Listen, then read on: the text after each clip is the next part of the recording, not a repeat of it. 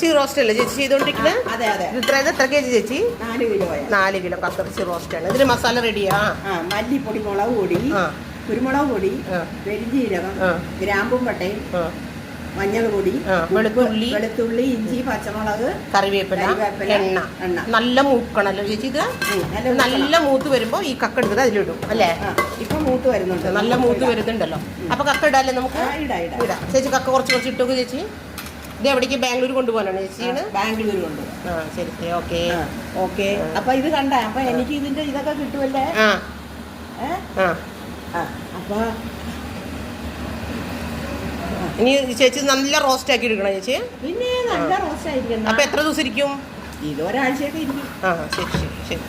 കക്കറിച്ചി roast ചെയ്യും. ഇനി നല്ല റോസ്റ്റ് ആയിട്ട് വരണം. നമുക്ക് തേങ്ങ കൊത്ത് ഇതിലിടാം, പക്ഷെ ഇത് അവിടെ ചെന്നിട്ട് ഇടാം. ഒരാഴ്ച നമ്മൾ വെക്കണ കാരണം ഇപ്പൊ തേങ്ങ കൊത്ത് ഇട്ടിട്ടില്ല. നമ്മൾ ബാംഗ്ലൂർ ചെന്നതിന് ശേഷം